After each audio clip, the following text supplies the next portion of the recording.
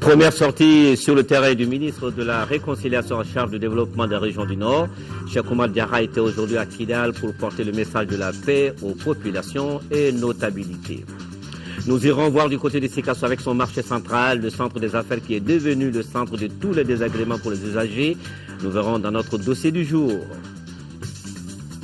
Du côté de Gao, c'est plutôt le sourire aux lèvres avec la reprise de l'activité économique. Artisans et autres acteurs du secteur privé retrouvent leur ambiance habituelle qui avait disparu. Et puis, content aussi, les supporters du stade malien de Bamako, les Blancs ont battu cet après-midi les Éthiopiens de Saint-Georges 1-0, donc le chemin vers les demi-finales pour les nôtres.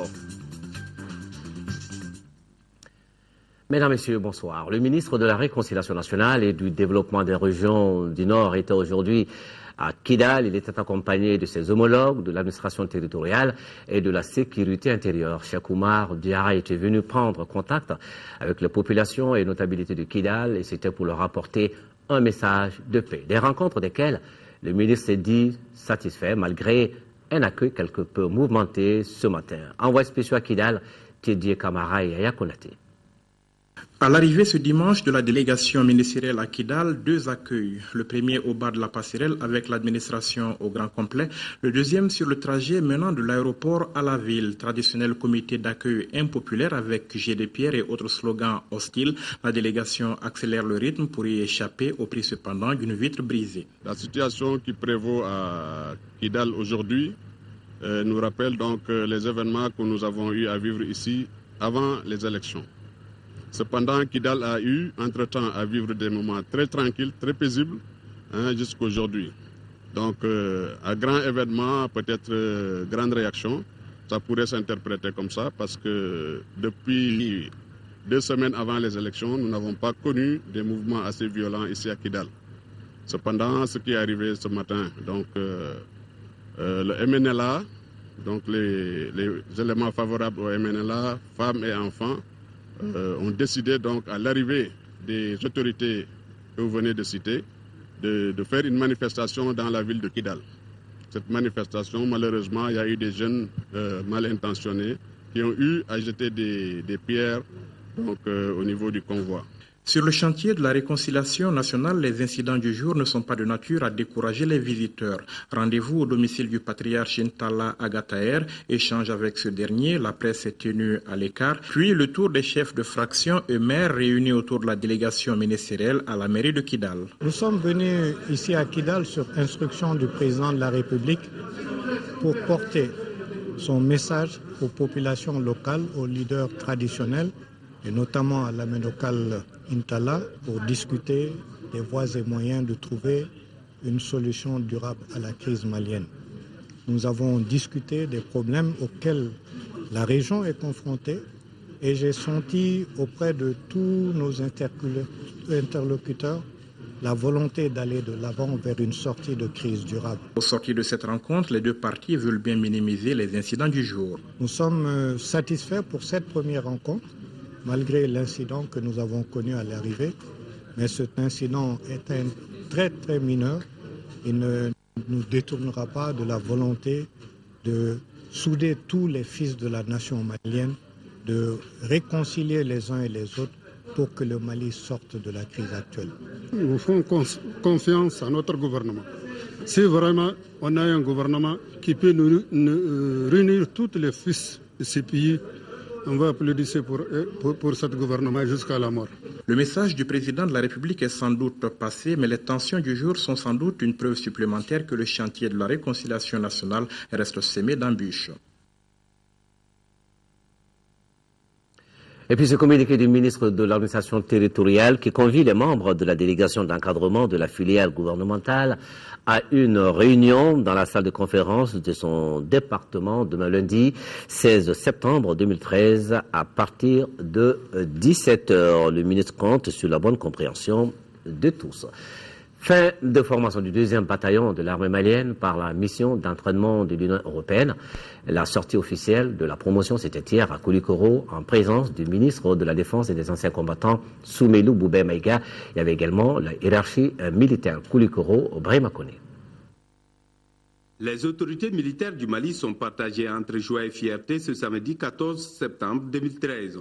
Elles fêtent la fin de la formation du 2e bataillon formé par la mission d'entraînement de l'Union européenne et UTM au Mali. Le bataillon est formé bien sûr pour relever les défis sécuritaires, pour se mettre à la disposition de l'État pour servir cette nation. La remise de la médaille de la politique de sécurité et de défense de l'Union européenne au chef d'état-major général des armées marque un signal fort pour le renforcement des capacités opérationnelles des militaires maliens. La présente cérémonie me donne l'opportunité d'exprimer ma reconnaissance et mes encouragements au personnel d'encadrement de l'EITM Mali qui, avec professionnalisme et abnégation, a transmis les connaissances techniques et tactiques nécessaires pour la manœuvre d'un groupement interarmes. À vous, soldats européens, je veux dire devant tous la fierté qui est la mienne d'être votre chef. Par votre comportement et votre professionnalisme, vous vous êtes montré digne de la confiance que place l'Union européenne en nous et vous avez fait honneur à vos pays respectifs.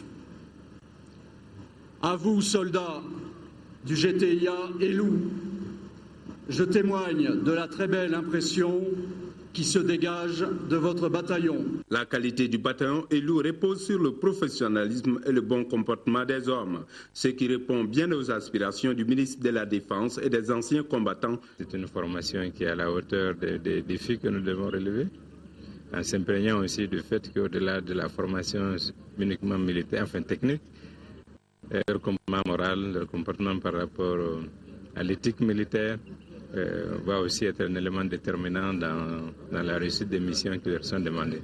Le bataillon Elou a reçu 10 semaines de formation. Il sera accompagné de certains éléments de l'opération Serval pendant son déploiement sur le terrain. En 4e région, c'est un véhicule de la MINUSMA qui a été victime d'un accident de la circulation.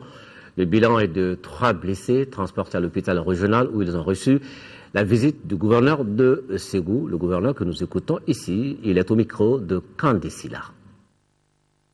C'est pour venir constater l'état de santé de nos frères, de nos parents de la MINUSMA du Togo, qui, comme vous le savez, dans le cadre de la sécurisation de nos zones libérées, viennent de faire un accident sur la route à 50 km de Ségou. Parmi les 3 blessés, nous avons le chauffeur qui est gravement atteint par la tête. Donc nous avons décidé, après les examens d'ici, de l'évacuer sur Bamako. Et quant aux 2 autres, je crois que des dispositions sont en train d'être prises par l'hôpital pour pouvoir quand même trouver immédiatement la stratégie pour les soulager autant que possible en attendant des décisions qui seront prises par les responsables au niveau de Bamako. À Mopti, Enda Mali vient d'initier un projet de dialogue communautaire et de réconciliation. Il est appelé YAFA. Ce projet est financé à environ 218 millions de francs CFA par Caritas Allemagne et le gouvernement allemand. Il va durer 9 mois et sera mis en œuvre dans les régions de Mopti, Tombouctou et Gao. Le lancement, c'était vendredi et c'était au gouvernorat de Mopti. Correspondance de Moustapha Doumbia. Le projet YAFA, dialogue communautaire pour la réconciliation sociale et l'insertion des enfants soldats ou utilisés dans les conflits armés dans les régions nord du Mali, sera exécuté par le bureau de Enda Mali à Mopti pour une durée de 9 mois. Son objectif, c'est de contribuer au retour de la paix, de la stabilité et de la cohésion sociale entre les différentes communautés pour un développement durable. Pour reconstituer le tissu social, réconcilier les communautés du Nord et aboutir au vivre ensemble, tous les acteurs du processus de réconciliation et du dialogue, tous se doivent de réfléchir et de s'impliquer dans le processus de réconciliation post-conflit dans les régions nord du Mali. Le projet Yafa est financé à environ 218 millions de francs CFA par Caritas Allemagne et le gouvernement allemand. Il sera mis en œuvre dans les régions de Mopti, Gao et Tombouctou. Le gouvernement du Mali, en créant la Commission nationale dialogue et réconciliation, a donné un engagement, un signe politique fort, se parler, tout comme nous l'avons fait chaque fois que de vives épreuves ont ébranlé cette nation. Il s'agira dans la mise en œuvre de ces projets d'identifier les communes les plus touchées par la crise, d'organiser des forats de dialogue et de réconciliation, de redynamiser et d'accompagner les structures traditionnelles de gestion des conflits communautaires, entre autres. L'Association interéglise de coopération des Pays-Bas investit dans les cantines scolaires un appui de 11 millions de francs CFA remis aux différents comités de gestion scolaire. Yeya Tandina. 20 tonnes de riz d'une valeur de 6 millions de francs CFA et 5 millions en espèces constituent l'aide apportée par l'Association malienne pour la survie au Sahel, AMSS, et l'Organisation interéglise de coopération des Pays-Bas, ICO, aux écoles de la ville de Tombouctou. Ce geste est destiné à la prise en charge des cantines scolaires. Il y a de cela des années que notre organisation a entrepris des démarches auprès de divers partenaires pour contribuer à l'amélioration des conditions d'études de nos enfants.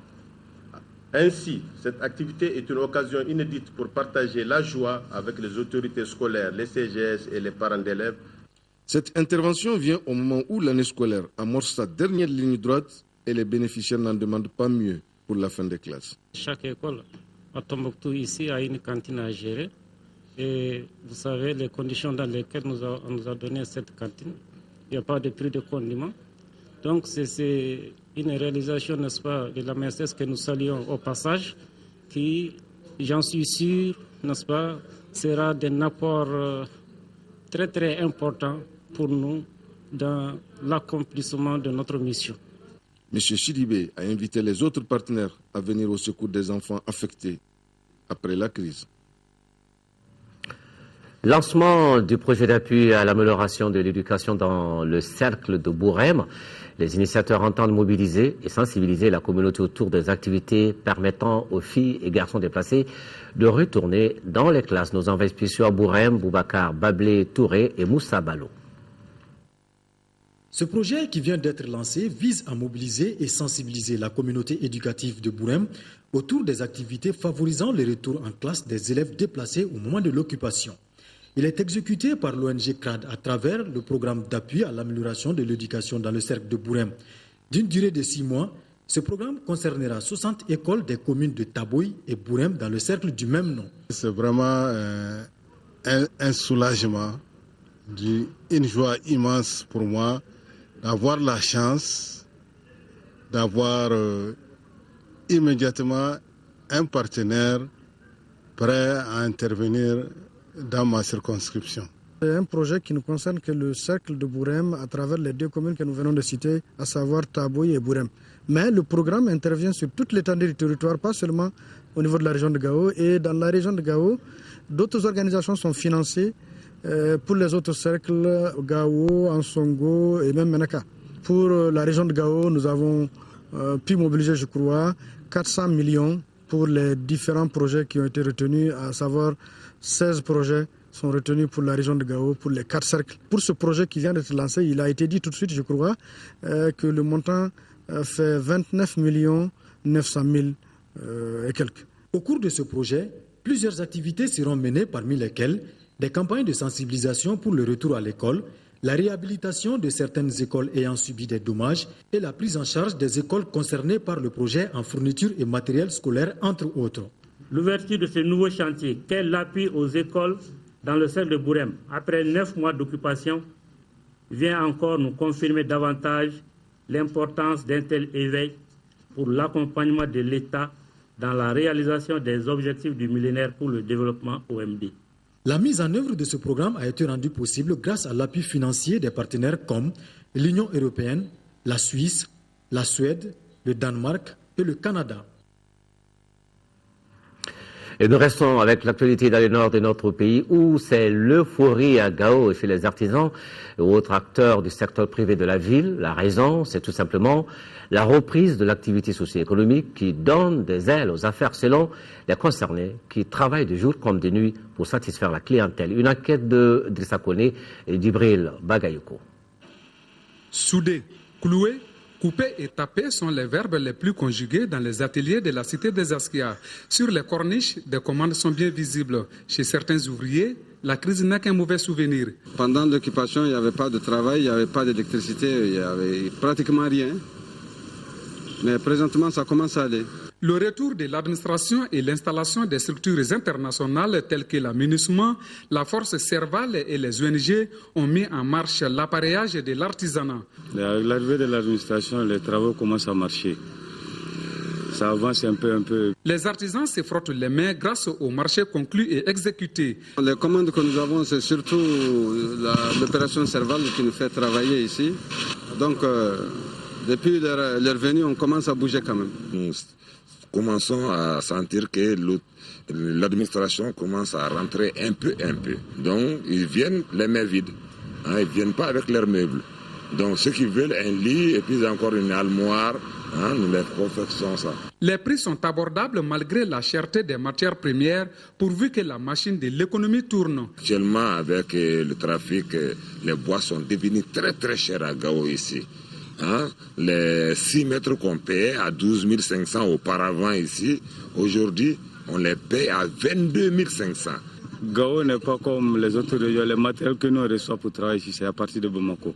Et avec les commerçants, eux aussi, ils cherchent les bénéfices. Donc, les gens sont habitués à travailler comme ça s'ils ne trouvent pas les choses chères. L'almoire à 2 porteurs, par exemple, celle que vous voyez là, ça c'est avec du bois plein. C'est pas avec de contreplaqué. Ça, on vend ça à 90 000. Mais il y en a qu'on fait à 60 000 jusqu'à 65 000, mais ça c'est en contreplaqué 5.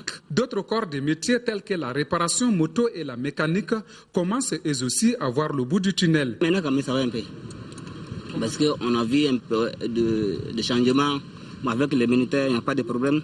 Et avant, même si tu travailles là, on peut te... Si tu travailles, on peut te dire qu'il va aller revenir. Donc on ne paye pas. Il y a d'autres qui payent, il y a d'autres qui ne payent pas. Ça va un peu par rapport à l'occupation parce qu'il y a l'administration qui est venue petit à petit et ça commence à aller. C'est le même prix, il n'y a pas de changement par rapport au prix. Il n'y a pas de changement parce qu'on cherche seulement quoi à manger. On sait que tout le monde est pauvre maintenant. On travaille avec des gens tels que les bureaux. Des services. Un seul bémol à ces tableaux reluisants, la quasi-absence de l'électricité pendant le jour. C'est pour cette raison que les plus nantis fonctionnent avec des groupes électrogènes. Quant aux autres, ils travaillent nuitamment au rythme de la distribution de ce sésame. Voilà, l'euphorie donc dans le marché de Gao. À Sekasso, c'est plutôt la grisaille. Fréquenter le marché central de Sekasso est un véritable parcours de combattants. Le centre des affaires de la ville est tout simplement devenu le centre de tous les désagréments, non seulement pour la clientèle qui s'y rend, mais aussi pour les occupants des lieux. Des allées obstruées, des installations anarchiques, une insalubrité permanente. Autant de mots qui restent sans remède en tout cas. Pour l'instant, de ces signes, Sekou Konaté et Adama Dolo. Situé en plein cœur de la ville, le marché a été érigé en 1934. Mais depuis, face à l'explosion démographique, le marché central de Sekasso a montré ses limites. Et l'Agence française de développement, à travers le programme de développement urbain pour la décentralisation PDUID, réalisera alors cet imposant immeuble pour plus de 700 millions de francs CFA, avec une capacité de 364 places, 117 magasins, 187 kiosques au rez-de-chaussée et à l'étage réservés aux vendeuses de légumes et autres. Mais hélas, le constat, il est amer. Des vendeuses de légumes, bouchers et autres marchands occupent toujours la bretelle de la route nationale 7 qui traverse ce marché, rendant du coup difficile, voire impossible à traverser en toute quiétude et l'accès aux boutiques. Pendant que 263 places modernes dédiées à ce commerce cherchent preneurs. Vous-même, vous voyez, il y a non seulement la route est mauvaise, il y a les marchands de légumes et autres qui sont sur la route, surtout les vendeuses de poissons là. Ça nous dérange beaucoup. Côté chambre de commerce, on explique. On est en train de sensibiliser les commerçants pour qu'ils puissent monter parce que les places on les a montrées, c'est en haut. On est en train de aussi faire les partenariats avec la mairie pour qu'on puisse avoir des solutions, pour qu'on puisse amener les commerçants à monter en haut, dans nos propres intérêts, nous-mêmes commerçants. Parce que si le marché est bien embelli, c'est l'intérêt des commerçants. Face à ce spectacle pas digne d'une ville moderne, les risques sont grands. Lorsque vous pénétrez à l'intérieur du marché, vous constatez tout de suite que les installations électriques sont anarchiques. Les établissements, les succursales de vente et autres, vous constatez que les dispositions sécuritaires par rapport aux incendies ne sont pas prises. Alors, que faut-il faire? Trouver une autre voie pour que les gens puissent passer, d'interdire le marché. Donc moi je pense que c'est la solution. Les autorités communales doivent prendre toutes les dispositions pour pouvoir reclasser les commerçants et pouvoir libérer la voie. Et si vous reclassez les commerçants plus haut et à une certaine distance de la voie, donc cela permet en tout cas d'éviter des désagréments par rapport en tout cas à la circulation. On va faire de façon qu'on puisse même les marchés là, on puisse les fermer avec les pavés, augmenter les lumières. Si même chaque commerçant aménage devant son magasin, donc c'est facile. Nous avons une commission qui est mise en place pour réellement organiser convenablement le secteur commercial, effectivement, de la ville de Sikasso. Et ce qui va amener maintenant à prendre des dispositions en la matière pour essayer de faire en sorte que cet embouteillage qui est en train de se passer, cette indiscipline qui est en train de se passer, puisse avoir une solution beaucoup plus viable à l'avenir. Alors, vendeuses et vendeurs, désormais au pas de course, car la ville de Sikasso a aujourd'hui besoin d'offrir un autre visage aux visiteurs. L'actualité hors du Mali, les Rwandais se préparent à aller aux urnes demain lundi pour les législatives. Un scrutin dans la campagne s'est achevé sur le fond de violence avec cet attentat à Kidal qui a fait 2 morts, à Kigali donc, qui a fait 2 morts. Ce geste n'est pas encore revendiqué, mais déjà on soupçonne des éléments du camp opposé au président Paul Kagame. Quant à la police, elle affirme que cet attentat n'est pas de nature à perturber les processus. C'est ce qu'on appelle une bombe à retardement. Samedi, au lendemain d'une explosion qui a fait 1 mort et 14 blessés à Kigali, une deuxième grenade restée sur ce toit du marché de Kikuro a à son tour explosé. Bilan 1 mort et 8 blessés. Nous nous sommes mis à courir en pensant que c'était la foudre. Et c'est en voyant les fumées que nous avons compris ce qui se passait. Au même moment, le très puissant Front patriotique rwandais du président Paul Kagame tenait son dernier meeting avant les législatives de lundi. Ici, l'attaque à la grenade semble bien loin et la victoire acquise. J'espère vraiment que je vais gagner. Le Front patriotique le mérite avec tout ce qu'il a fait. L'attaque à la grenade n'a pas été revendiquée. Mais pour le gouvernement, aucun doute, les auteurs sont des opposants à Paul Kagame, alliés aux rebelles des FDLR en République démocratique du Congo. Ces attaques vont-elles nuire aux législatives? La police se veut rassurante. Je ne pense pas que cela va avoir un impact sur les élections. Un incident s'est produit et la police est sur l'affaire. Tout est sous contrôle. Rien n'est moins sûr. Les attaques similaires de mars et de juillet dernier n'ont jamais été élucidées. Dimanche, un grand mystère planait sur Kigali et il n'avait rien à voir avec le résultat des législatives de lundi.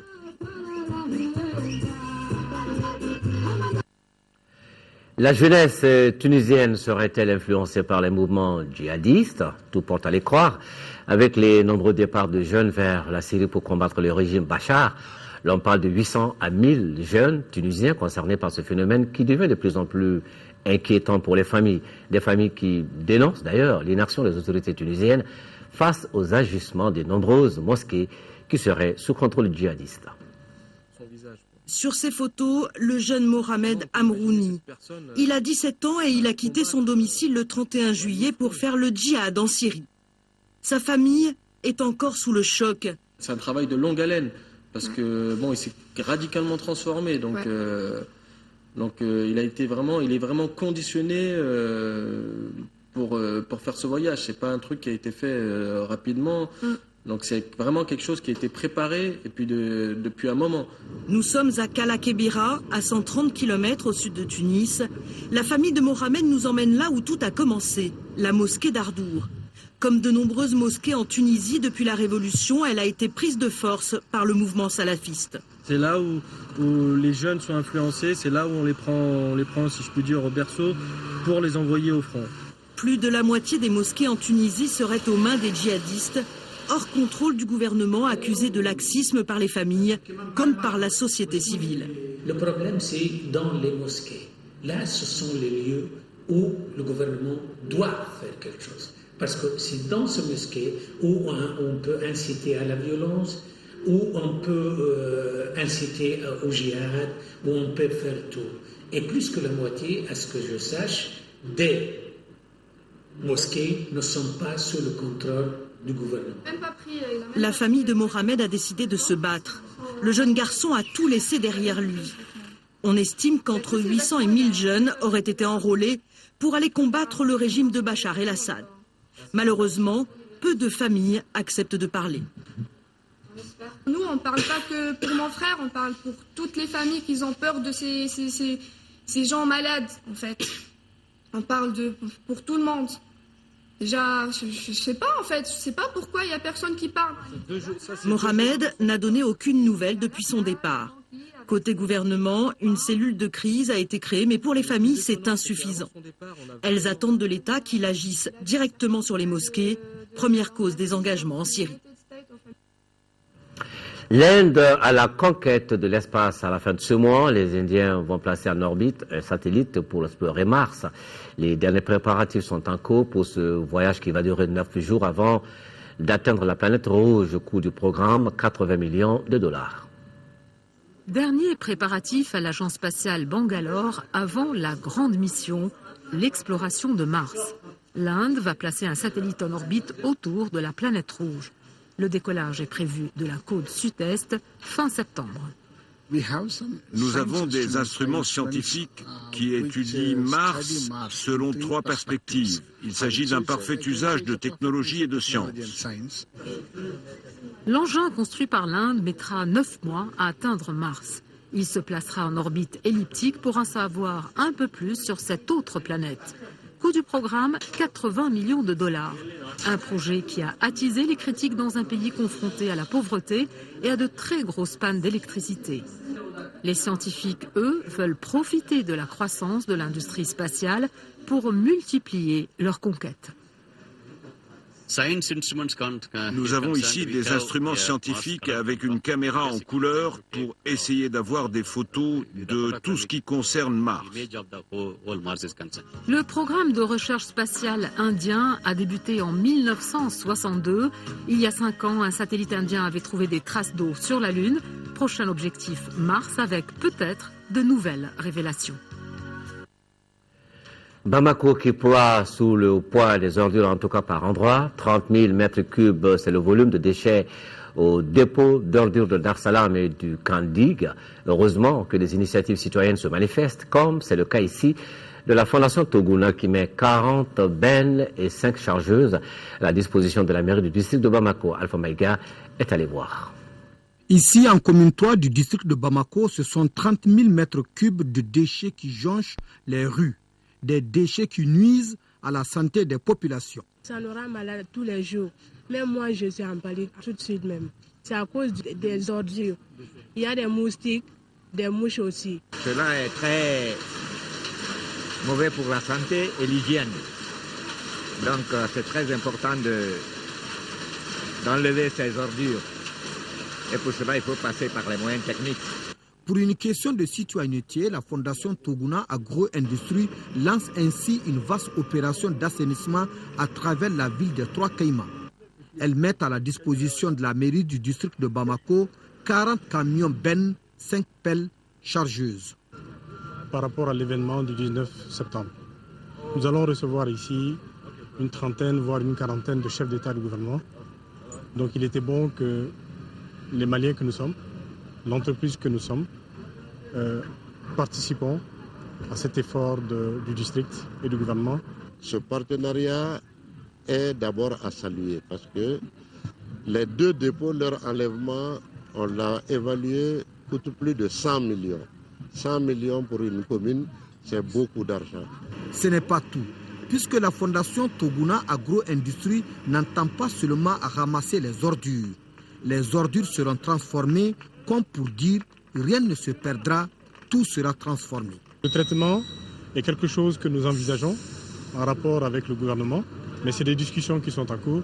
Nous espérons qu'elles vont aboutir pour que des déchets, on puisse retenir des produits qui sont les engrais bio, par exemple, qui sont l'électricité et beaucoup d'autres choses sous-produits des déchets.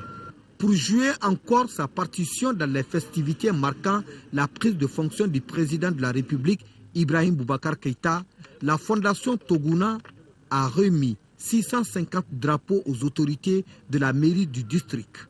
Drapeaux qui serviront à embellir la ville. Soirée culturelle pour la paix, c'était hier à la Maison des Jeunes de Bamako. L'initiative est de la coordination des jeunes cadres de la communauté IMGAD de Kidal. Il s'agit à travers ces retrouvailles de contribuer à l'instauration d'un climat de confiance et de mieux vivre ensemble pour les citoyens maliens de tous bords. Mohamed Ould Mamouni. Des notes de musique pour le rassemblement de la communauté Imrad de Kidal. Cela après la crise qu'a connue notre pays.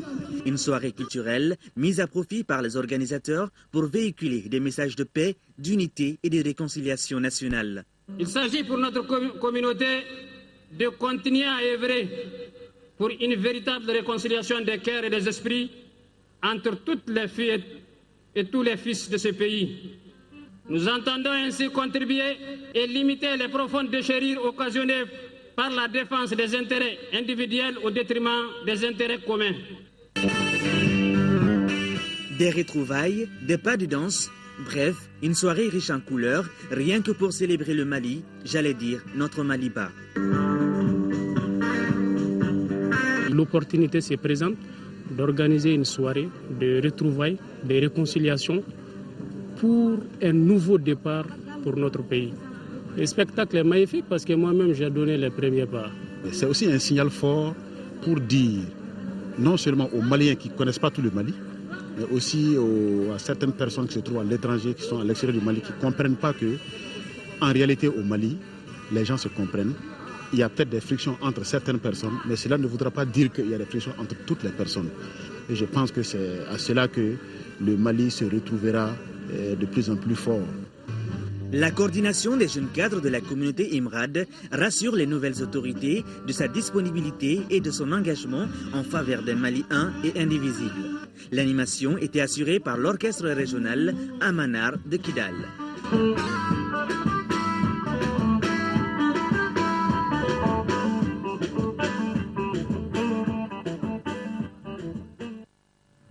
Voilà une très belle soirée aux couleurs du Mali 1 et indivisible. Le sport, foot, coupe de la Confédération phase de poule, le stade malien de Bamako s'est frayé un chemin vers les demi-finales en battant cet après-midi les Éthiopiens de Saint-Georges par le score de 1-0. Avec cette victoire, le stade malien peut entrevoir la suite sous de meilleurs auspices. Le résumé de cette rencontre avec Siragatou Sissé. C'est fait. Le stade malien de Bamako a franchi un palier dans ce groupe A, Coupe de la Confédération. Les Blancs ont battu les Éthiopiens de Saint-Georges 1-0. Cette victoire place idéalement le stade malien en route pour les demi-finales en attendant la 6e et dernière journée. La voie du succès a été difficile à se dessiner. Le stade malien de Bamako et ses supporters ont souffert avant de briser la muraille de Saint-Georges par Lamine Diawara à la 82e minute. Le joker de luxe entré en jeu à la 61e minute et reprend de la tête un centre précis d'Abdoulaye Sissoko. 1-0. Ce but de Lamine Diawara rappelle l'importance de celui qu'il a marqué à Sfax contre le club sportif. Je vais saluer les supporters qui se sont déplacés massivement pour venir nous supporter. On va continuer à travailler les autres matchs pour les gagner aussi, pour se qualifier. J'ai vu mon équipe faire un très grand match.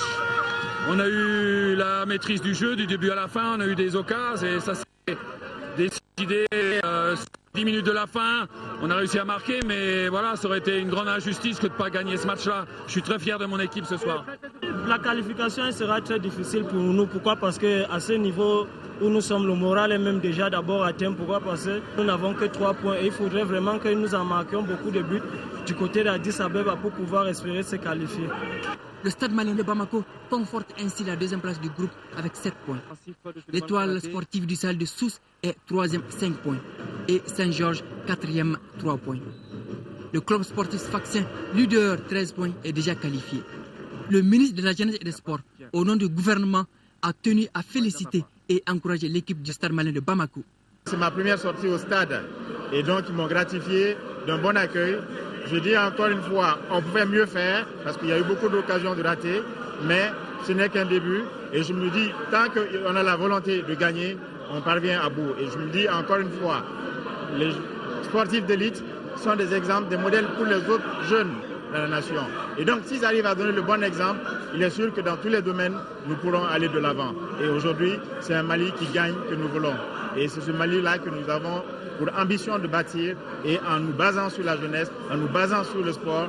La 6e et dernière journée de ce groupe A sera à nouveau décisive le week-end des 20, 21 et 22 septembre avec les oppositions Club sportif Sfaxien de Tunisie, Stade malien de Bamako et Saint-Georges d'Éthiopie, Étoile sportive du Sahel de Sousse. Ça va être un dernier match de toutes les vérités. Athlétisme maintenant avec l'aménagement et la coordination d'appui aux initiatives des jeunes pour la paix et le développement au Mali qui ont organisé ce matin un semi-marathon pour la paix. Les participants ont couru 10 km pour les hommes, seniors et 5 km pour les dames et garçons. Abdul Karim Kaba a couru pour Mali Actualité. Les jeunes Maliens s'engagent pour la paix durable et cela à travers l'appui de l'aménagement. Ensemble, ils ont organisé ce semi-marathon Mali Paix 2013. Nous avons jugé nécessaire d'organiser un marathon pour la paix, pour consolider, pour contribuer à l'effort de la réconciliation du Mali. En tout, 46 athlètes et des responsables de l'aménagement ont pris part à cette course. En un quart d'heure, les coureurs ont traversé la ville de Bamako. 10 km pour les hommes et 5 km pour les dames et les garçons. La paix, rien que la paix, a été le langage au cours de ce semi-marathon. Une telle initiative, à mon avis, qui va être multipliée, qui doit être multipliée à travers toutes les régions du Mali, peut beaucoup contribuer à la paix, à la stabilité au Mali. La paix, ça n'a pas de prix. Et c'est avec cette sortie de crise, je pense que des initiatives de ces gens, surtout venant de la jeunesse, ne peut qu'être salué. C'est pourquoi nous nous réjouissons vraiment d'être là pour témoigner aussi toute notre reconnaissance à la jeunesse. Au-delà des prix remis au lauréat des 3 courses, c'est un esprit de cohésion, d'attente, de fraternité et surtout de la paix qui a été prôné durant ce semi-marathon Mali Paix 2013. Dans le cadre de l'organisation du pèlerinage 2013, le ministère de l'administration territoriale convie les membres de la délégation d'encadrement de la filiale gouvernementale à une réunion dans la salle de conférence du département demain lundi 16 septembre 2013 à partir de 10 heures. Et puis, à l'occasion de la Journée internationale de la démocratie célébrée le 15 septembre, votre émission Question d'actualité de ce dimanche, donc ce soir, porte sur comment faire entendre la voix de la démocratie. Bourema Kane et ses invités vous en diront davantage, une émission en Bamaninka que vous pourrez donc suivre juste après cette édition. Question d'actualité, c'est donc aux alentours de 21h30. Demain, 10h-13h, c'était Ibrahim Maïga, 18h, 20h, Daisy Soko, fin de cette édition. Merci d'avoir suivi. Merci également de visiter notre site www.ortm.ml. Bonsoir.